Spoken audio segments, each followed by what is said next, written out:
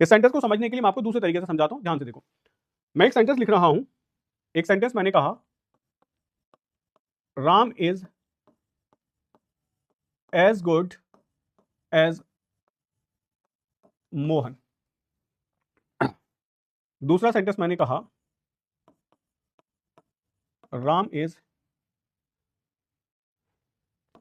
Not better than Mohan. ठीक है, अब ये दो सेंटेंस अलग अलग हैं, दोनों बिल्कुल सही हैं। दोनों सेंटेंस की यदि मैं बात करूं तो बोथ सेंटेंसेस आर करेक्ट। मैंने क्या लिख दिया, मैंने कहा राम जो है इज एज गुड एज, ये एडजेक्टिव मतलब आपकी positive degree as Mohan, and Ram is, यहां मैंने राम को कहा है नॉट बेटर देन, वो बेटर देन नहीं है मोहन से। ठीक है, अब मुझे एक बात बताओ, क्या मैं इन दोनों सेंटेंस को जोड़ भी तो सकता हूं भाई, कंडीशन लगा के।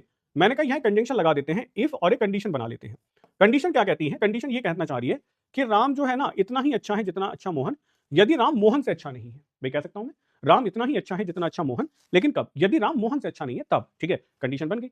जब मैं कंडीशन बना के इस कंजंक्शन से इन दोनों को जोड़ूंगा तो एक रूल भी तो है इंग्लिश का कि जो कॉमन चीजें होती हैं उनको काट दिया जाता है। तो राम से राम चला जाएगा, इससे ही चला गया। ठीक है, अब यहां कुछ नहीं कटेगा, मोहन से मोहन कट गया, ऐसे कुछ मान ले। ठीक, अब इस सेंटेंस को जोड़ के लिखते हैं।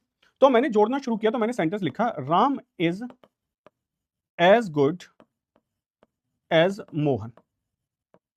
ठीक है, अब मैंने लिखा if not better than Mohan. तो बेटा हमने मोहन को दो बार लिख दिया ना, इस वाले को हटा दो, इसको हटा दो, बस ऐसे समझो। तो सेंटेंस क्या बन गया, सेंटेंस पे ध्यान दो, Ram is as good as Mohan if not better than Mohan. क्या आपको बात समझ आ रही है बढ़िया से? Ram is as good as Mohan, ये मोहन हटा दो बस, ये वाला Ram is as good as if not better than Mohan, क्योंकि मोहन दोनों के लिए कॉमन है।